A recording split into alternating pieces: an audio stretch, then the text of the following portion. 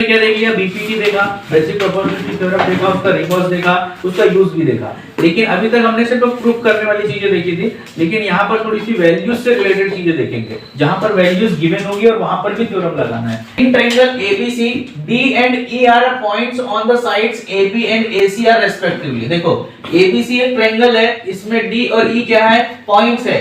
AB पर D point है और AC पर E पॉइंट है। Find whether DE parallel to BC, और यहाँ पे बोला है कि DE पैरेलल है BC के भी।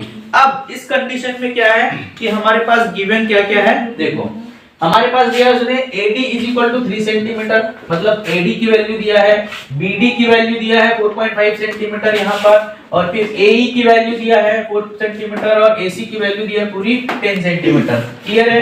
दूसरा क्या है हमारे पास, अब यहाँ पर देखेंगे तो AB दिया है हमारे पास, फिर 7 सेंटीमीटर, BD दिया हुआ है, और फिर AE दिया हुआ है, फिर CE दिया हुआ है। तो यहाँ पर देखो तो बोलोगे सर कि यहाँ पर एक ही चीज की दो बार वैल्यू क्यों दी है, यहाँ भी AE दिया है, यहाँ भी AE दिया है। तो यहाँ पर क्या प्रूफ ये करना है, ये लिखा है find whether DE parallel to BC।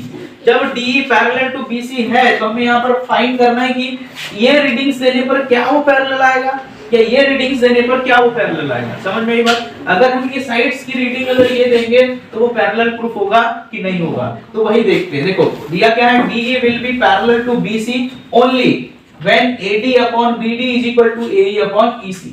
AD upon BD और AE अपॉन EC, ये कंडीशन जब आएगी तभी BC जो है वो DE के पैरेलल होगा। ये हमने कहां पर पढ़ा है, BPT में पढ़ा था। समझ में आई बात, क्लियर।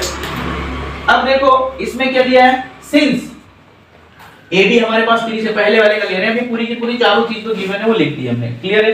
अब यहाँ पर देखो AD हमारे पास दिया था 3 सेंटीमीटर लिख दिया, BD हमारे पास दिया 4.5 सेंटीमीटर, AE हमारे पास दिया है। लेकिन यहाँ पर देखो AD मिल गया, BD मिल गया, AE मिल गया, लेकिन CE नहीं है, तो C हमें निकालना पड़ेगा।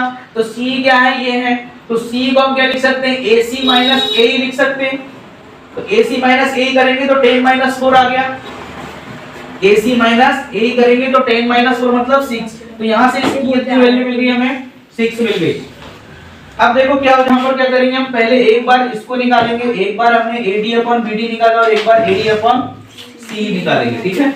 अब इस कंडीशन में देखो AD अपॉन BD में AD की वैल्यू कितनी है हमारे पास, देखो AD हमारे पास 3 दिया है और BD कितना है हमारे पास 4.5। हमने क्या किया, यहाँ से डेसिमल हटाएंगे तो 30 आ जाएगा, 30/45 मतलब 52 जा 15 3 जा और 52 जा, तो ये आ जाएगा 2/3। अगर दो है ये और ये, तो पहले इसकी वैल्यू निकालेंगे फिर इसकी वैल्यू, दोनों की वैल्यू अगर सेम है तो हम दोनों को इक्वल या नॉट इक्वल